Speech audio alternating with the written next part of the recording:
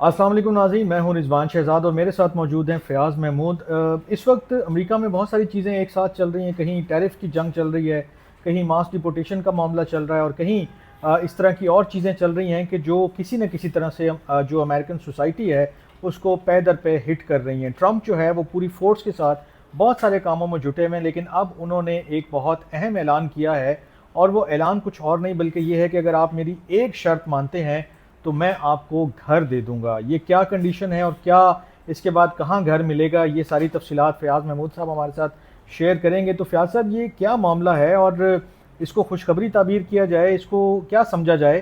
क्योंकि एक और मैं इजाफा कर दूं आपके जवाब से पहले कि इसके साथ उन्होंने एक मरतबा फिर एमरजेंसी लगाने का भी ऐलान किया है। तो ये सारी चीज़ें एक साथ कैसे चल रही हैं? ये क्या मामला है, ज़रा इसके ऊपर बताएं कुछ। रिजवान साहब, बहुत बहुत शुक्रिया। देखें, आपका घर नहीं है और हम्म। कोई शख्स आके कहे हम्म। कि मैं आपको घर दे देता हूँ, लेकिन आपको दूंगा मैं इस रोड के पार या थोड़ा सा दूर दूंगा। ठीक है। तो ये आपके लिए अच्छी खबर होगी कि बुरी खबर होगी? घर मिलेगा तो अच्छी खबर है यार। तो बस फिर ये अच्छी खबर ही है, अच्छा। इसको आप बुरा नहीं कह सकते, ठीक क्योंकि है। इस वक्त वाशिंगटन डीसी में क्रिमिनल के खिलाफ उन्होंने डंडा उठा लिया है। हम्म। एमरजेंसी नाफिज कर दी गई है। ठीक है। वहाँ पर जो है पुलिस की जो भारी नफरी तैनात कर दी गई है। हम्म। और ट्रंप साहब का ये कहना है कि अब जो वाशिंगटन हमारा बड़ा ब्यूटीफुल हम्म।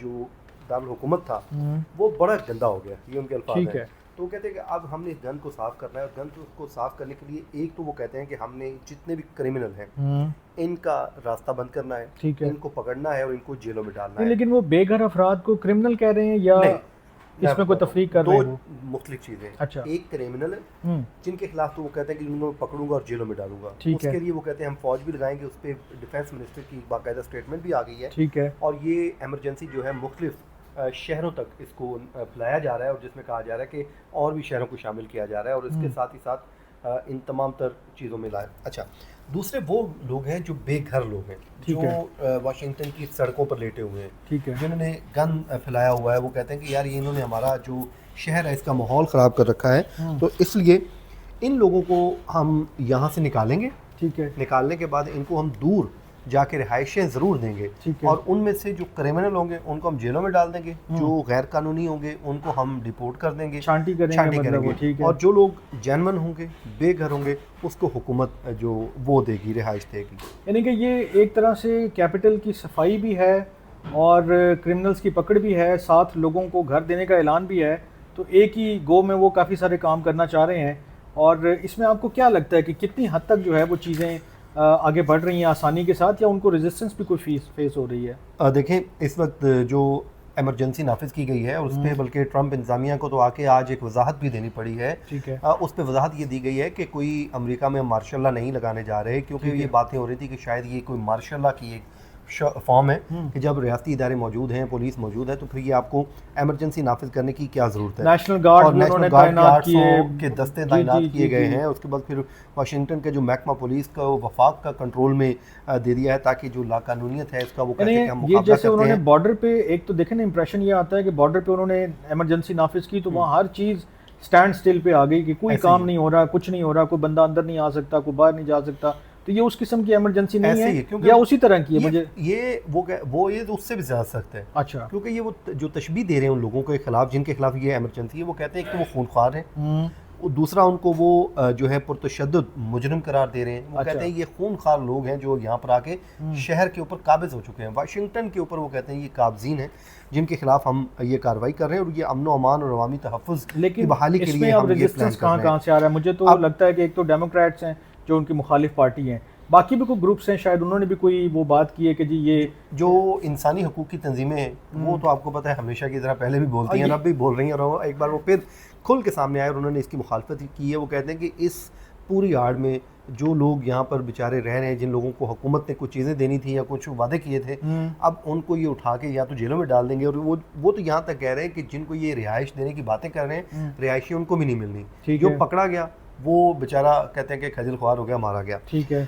उसके लिए वो ये कह रहे हैं कि जो वाशिंगटन जो कहते हैं कि जो पहले बड़ा खूबसूरत शहर था, अब अफसोस के साथ हमें कहना पड़ता है कि ये गंदा शहर बन गया है। यार ये तो फैक्ट है। अगर आप वीडियोस देखें, अगर आप वहाँ जाके भी किसी से बात करें, देखें, जो मैंने चीज़ें देखी हैं वो बहुत ही मतलब गलाजत से भरे हुए सड़कें, और कोई उसका हाल नहीं है कि मतलब अगर आप इसका अंदाज़ा इस तरह लगा लें कि आप दरवाज़ा खोलें और बाहर निकलें और आगे लोग लेटे हुए हों, कोई कुछ कर रहा है, कोई कुछ कर रहा है। वॉल चॉकिंग कहीं पे हुई पड़ी वॉल है, कहीं चॉकिंग पे बहुत सड़कें ज़्यादा, टूटी नशे फूटी बहुत हैं, कर गड़े रहे हैं, हैं, नशा है, इतनी तो ज़्यादा इसलिए चीज़ें हैं। उन्होंने जो पब्लिक सेफ्टी इमरजेंसी इसको नाम दिया और फिर है। कैपिटल में आपके लोगों ने आना है, जाना है, स्टेट जो मतलब गेस्ट होते हैं वो भी आते जाते रहते हैं, खुद भी सारी एडमिनिस्ट्रेशन वहाँ से ऑपरेट कर रही होती है।